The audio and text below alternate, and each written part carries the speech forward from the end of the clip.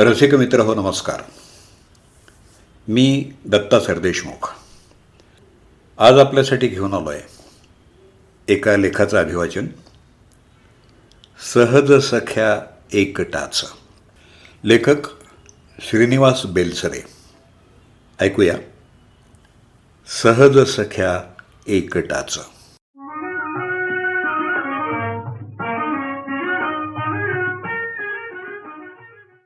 मित्रहो, मराठी भावगीतांचा मोठा सुखद काळ येऊन गेला. त्यात सगळ्यात मोठं योगदान भावमधुर कविता लिहिणाऱ्या कवींचं होतं. तसंच ते आकाशवाणीचंही होतं. कविता जेव्हा ग्रंथालयाच्या उंच उभ्या कपाटात इतर पुस्तकांच्या गठ्ठ्याखाली दबली जाऊन कसाबसा श्वास घेत पडलेली असते, तेव्हा तिला काहीच भवितव्य नसतं. क्वचितच फिरकणारा एखादा कलंदर जाणकार रसिक तिची काही पानं उलगडून वाचून निघून जातो. तेवढे क्षणच कवितेला मोकळा श्वास घ्यायला मिळतो. पण जेव्हा एखादा संगीतकार तीच कविता वाचतो, तिच्या गाभाऱ्यात शिरून अर्थाची घंटा वाजवतो, तेव्हा ते दैवत जागृत होतं. प्राचीन अंधाऱ्या देवळात समयीच्या अनेक वाती पेटवल्यावर जसा अवघा घुमट उजळून निघावा, तसा मनाचा गाभारा स्वयंप्रकाशी तेजानं प्रदीप्त होतो. नेमकं हेच काम तत्कालीन आकाशवाणीनं केलं होतं. आकाशवाणीनं सिद्धहस्त संगीतकारांच्या मदतीनं अनेक महान कवींच्या कविता अजरामर करून टाकल्या. विशाल मराठी समुदायातल्या 30 वर्षाच्या वरच्या वयोगटातल्या मनांवर राज्य करणारी मराठीतली भावगीतं म्हणजे त्याच कविता होत्या. मराठीत अलीकडे जरी भावगीतांची प्रथा बंद पडली असली तरी एकेकाळी भावगीत परंपरेनं मराठी भावविश्वावर अधिराज्य गाजवलं होतं.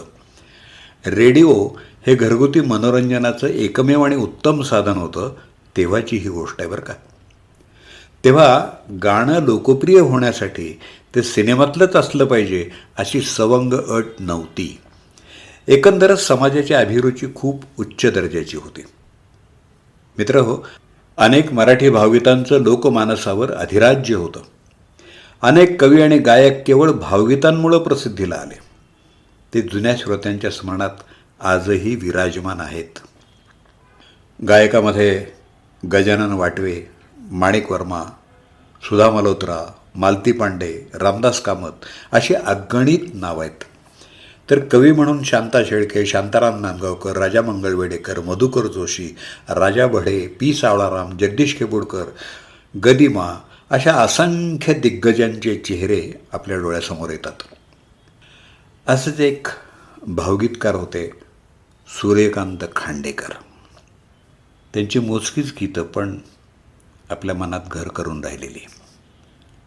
उतरली सांज ही धरेवरी, त्यानंतर हृदयनाथ मंगेशकरजींनी गायलेलं त्या फुलांच्या गंधकोशी सांग तू आहेस का, गोड तुझी बासरी श्रीहरी आणि सहज सख्या एकटाच येई सांज वेळी. त्यांच्या ध्वनिमुद्रित झालेल्या गाण्यांची संख्या जास्त नसली तरी मूळचे शिक्षक असलेल्या खांडेकर यांच्या कविता त्या काळात अनेक साहित्यिक नियतकालिकांमध्ये नियमितपणे प्रकाशित होत असत. पुढं शिक्षकी नोकरी सोडून ते रयत शिक्षण संस्थेच्या कीर्ती महाविद्यालयात मराठीचे प्राध्यापक झाले. खांडेकर हे शाहीर पिराजीराव सरनाईक यांचे पुतणे. शाहिरांच्या व्यक्तिमत्वाच्या प्रभावामुळं सूर्यकांत खांडेकरांनी मराठी पोवाड्यांचा संशोधनपर इतिहासही लिहिला. त्यांच्या काही कविता बालभारतीच्या पुस्तकात घेतल्या गेल्या होत्या. तशी काही गीतं मराठी चित्रपटांसाठीही निवडली गेली. त्यांचं एक भावगीत आजही असंख्य मराठी मनांना अलगद भूतकाळात घेऊन जातं. ते काहींना नक्कीच उदासही करून टाकत असेल, पण ही उदासी, हा हळवेपणा अनेकदा हवा हवासा वाटतो, हेही आपल्याला एका पातळीवरती जाणवत राहतं. आशाताईंनी श्रीनिवास खळे यांच्या संगीत दिग्दर्शनात गायलेलं ते भावगीत श्रीनिवास खळेंनी पहाडी रागावर बेतलं होतं.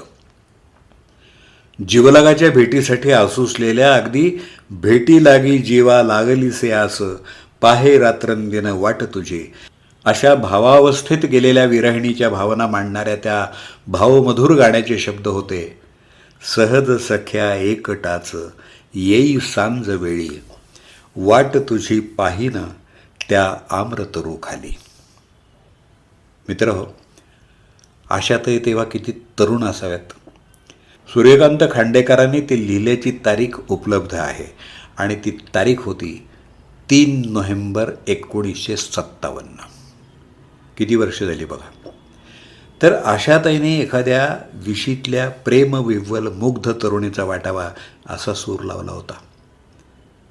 अतिशय हळुवारपणे गायलेलं हे गीत त्या काळी प्रत्येक मराठी तरुणीनं एकदा तरी गुणगुणलेलं असायचंच.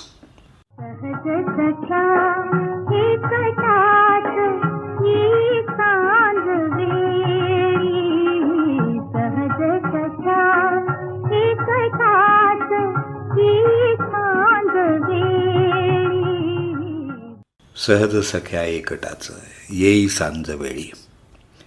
त्या जिवलगाशी कितीतरी दिवस भेट झालेलीच नाही. खरं म्हणजे पहिली भेट तरी झाली होती की नाही तेही माहीत नाही. तो आशाताईनेच गायलेला काल्पनिक परिकथेतील राजकुमार तो तर नाही ना, अशीही शंका येऊ शकते.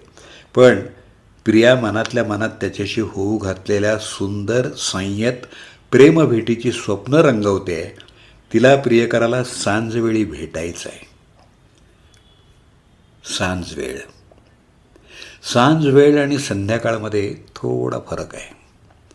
संध्याकाळ हा संधिकाल आहे. दिवस आणि रात्र यांच्यातले संक्रमणाचे क्षण. तो फक्त त्या क्षणाच्या वेळीची माहिती देतो. पण सांजवेळ कातर असते, हुरहुर लावते. सांजवेळ आतून हळवं करत असते. त्यावेळी तिला प्रियकराबरोबर काय करायचं आहे? त्या भाबडीला फक्त त्याच्याबरोबर हिरवळीवर बसायचं आहे, गाणं गायचं आहे, त्या संधीप्रकाशात न्हायचं आहे. किती साधं, किती मनस्वी, पण किती संयत स्वप्न. रोज सूर्य जगाचा निरोप घेताना संध्याकाळी पश्चिम क्षितिजावर जी लाली उधळतो तीच अंगाभोवती परिधान करून या प्रेमातुर प्रियेला प्रेमस्वप्न पाहत प्रियकराबरोबर हितगुज करायचं आहे.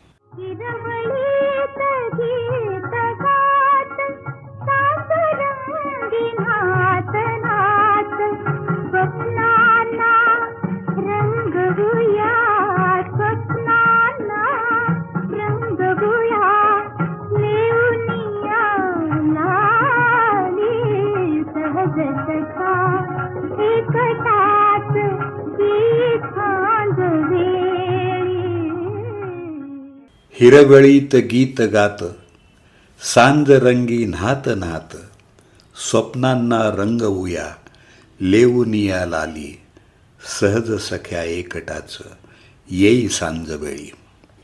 मित्रहो, गाण्यात जरी ती स्वतःची इतकी साधीभोळी स्वप्न मोकळेपणानं सांगत असली तरी तिचा खरा स्वभाव संकुचित आहे, लाजाळू आणि मुग्ध आहे. आपल्या प्रेमाची पहिली कबुली तरी तिनं त्याच्याकडे दिली आहे की नाही माहीत नाही. म्हणून त्याला दिलेलं निमंत्रण आकर्षक करण्यासाठी ती म्हणते, जे मी ओठापर्यंत येऊनही बोलू शकले नाही ते मनातलं गुपित मी आपल्या भेटीत तुला सांगेन. पण आजच्या या सांजवेळी तू भेटायला येच, एकटाच ये. आपली प्रीती माझ्याकडून अव्यक्त राहिली आहे, त्यामुळे तुझ्याकडूनही प्रतिसाद आलेला नाही.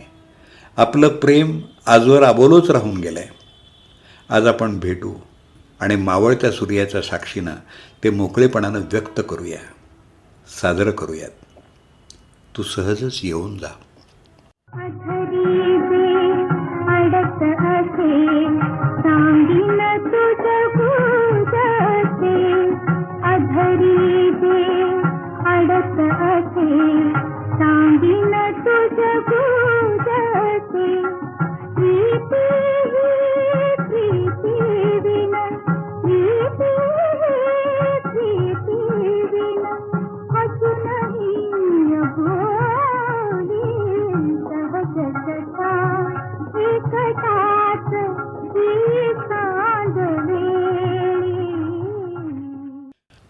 अधरी जे अडत असे, सांगीन तुझं गूज असे, प्रीती ही प्रीती विण अजूनही अबोली.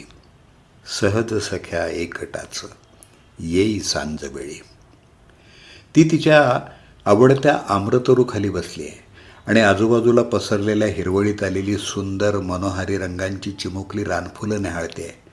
त्यातल्या काही कळ्या अजून अर्धोन्मिलित आहेत. तिला त्या कळ्यांमध्ये, त्या फुलांमध्ये दोघांच्या आबोल मुग्ध मनांचा भास होतो. म्हणून ती म्हणते, आपण एकांतात या हिरवळीवर बसू तेव्हा ती रानफुलं फुलतील, चंद्र उगवेल, चांदणं पडेल आणि या गवतातल्या चिमुकल्या फुलांसारखी आपली मनही चंद्रप्रकाशात उमलतील.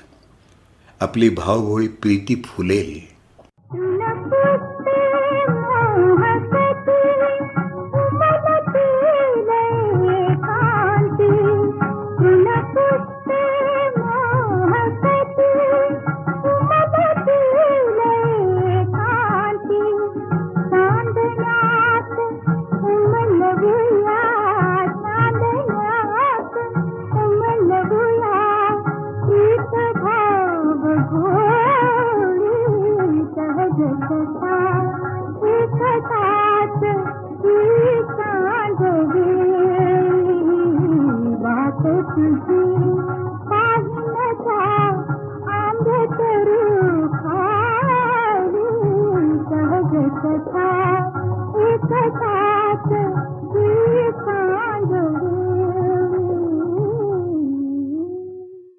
तृणपुष्पे मोहकती, तृणपुष्पे मोहकती उमलतील एकांती, चांदण्यात उमलवूया प्रीत भाव भोळी, सहज सख्या एकटाच येई सांजवेळी. आजचं एकंदरच समाजाचं कठोर, बधीर आणि कोरडं होत चाललेलं भावविश्व जाणवत राहतं, तेव्हा अशी भाऊक, हळवी, ओल्या कंच भावनांनी भिजलेली गाणी जरूर जरूर ऐकावीत. सभोवतालच्या भीषण वास्तवामध्ये मिळणारा तो क्षणभराचा विसावा का असेना, खूप खूप दिलासा देऊन जातो. खरं आहे ना?